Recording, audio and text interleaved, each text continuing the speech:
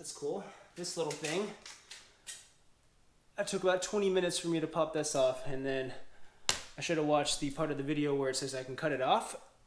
That's cool. Bring you guys over here.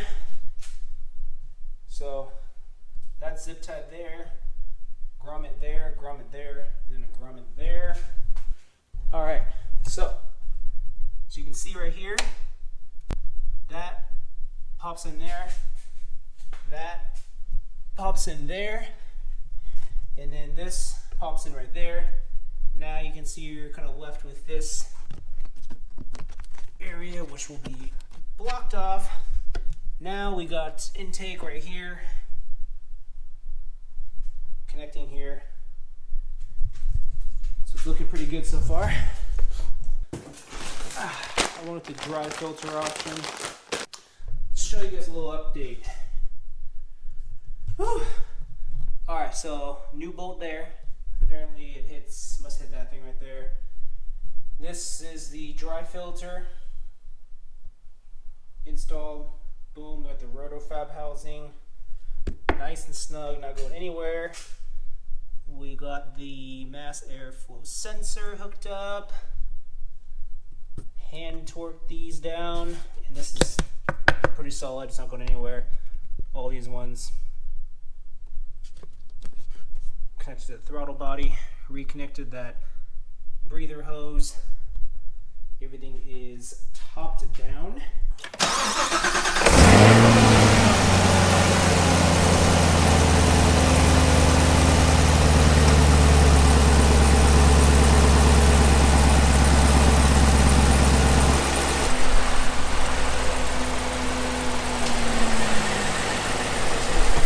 A little bit of a rev to draw in some air.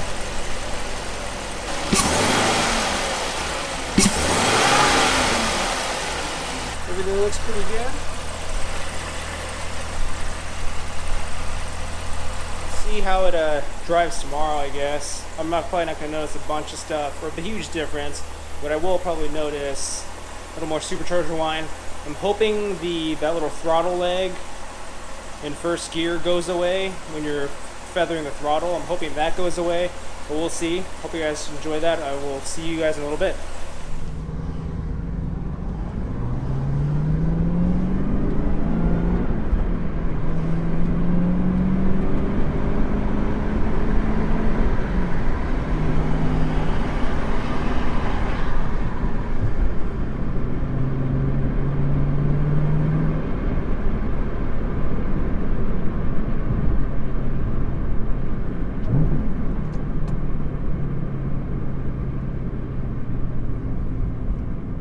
Alright, so it's the next day after installing the Rotofab cold air intake, the dry filter.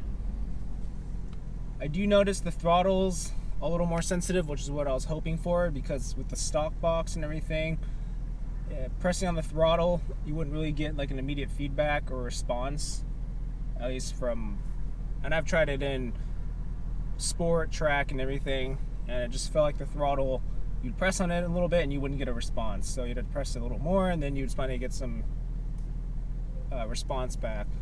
But now it's a lot better from what I've noticed by just pushing on the throttle a little bit. So that's pretty cool. And of course you got the supercharger whine, which is nice. Yeah, like just pressing on the throttle now, it's a lot easier to kind of move from in first.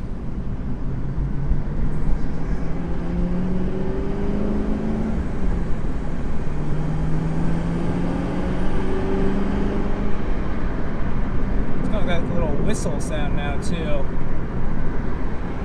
that I've noticed.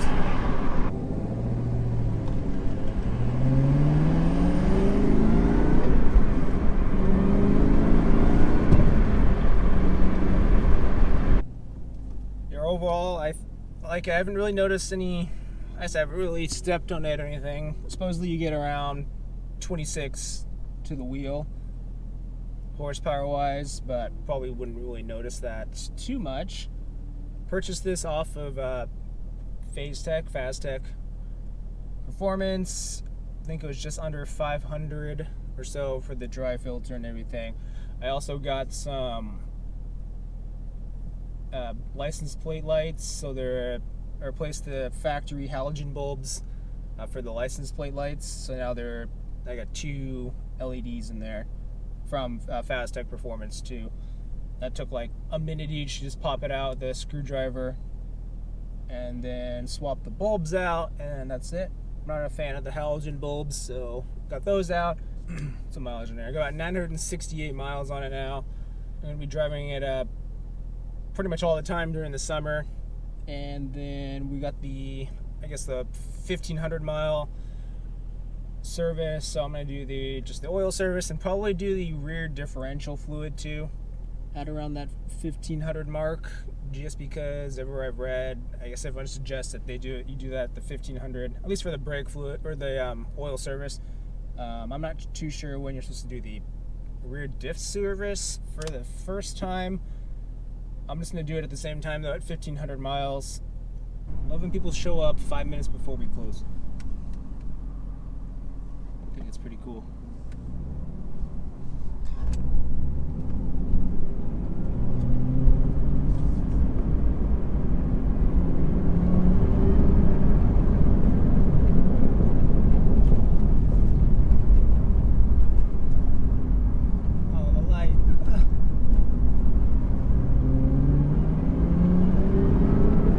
So what I was saying before is obviously you can hear the supercharger whine a lot better, which is pretty cool.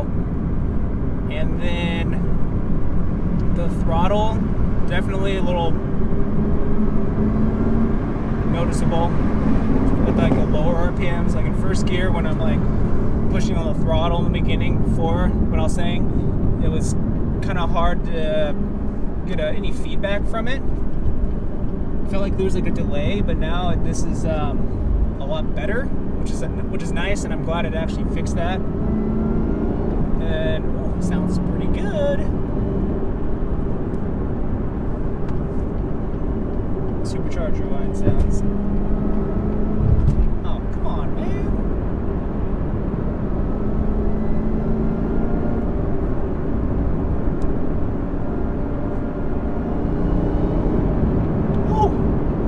Sounds good. Oh yeah. I love this car. It's so much fun to drive.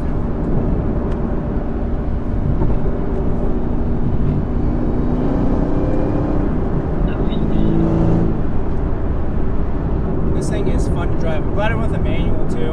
I didn't really see too many autos out there, but I know the 10-speed auto is really fun too, but for what I was trying to get as like a secondary fun car to drive, I'm glad I went with the manual. It's a really nice, I think it's a Tremec 6-speed, so really nice. I'm curious how many of you guys who are watching this who have ZL1, specifically the 1LEs, how many of you guys are holding on to yours? I don't know if you're aware, but like with the current market, especially on used cars and performance, like V8s, blah blah blah, those kind of trim levels and stuff.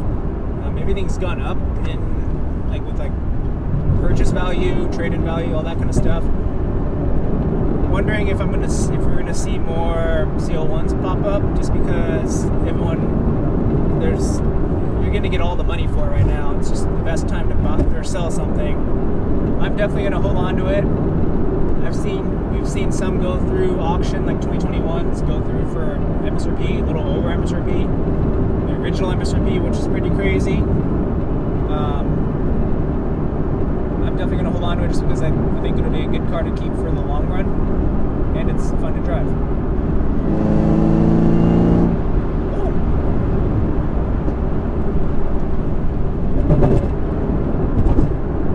I think it's gonna wrap up this video. Hope you guys enjoyed. I'm glad I got a chance to install it. It's a little frustrating to install, but definitely worth it. It sounds better.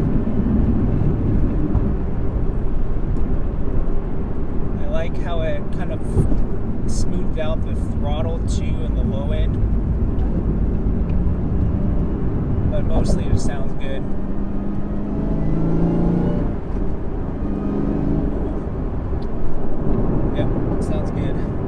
Anyways, if you guys have any questions, don't forget to drop a comment down below. I appreciate if you guys would like this video and smash that subscribe button. I really want to get into doing more content about, you know, myself. I kind of started building this channel off of car reviews, which I'm going to keep doing and everything because I like them, especially working at a Jaguar Land Rover dealer. But I really want to venture out and just start doing my own content. I know that's going to require getting cars and doing stuff to them, but that's definitely my passion, what I want to do in the long run. Be cool to expand off of there. So I hope you guys are excited for the journey, and thanks for staying along here, and I will see you guys in the next video. Take care.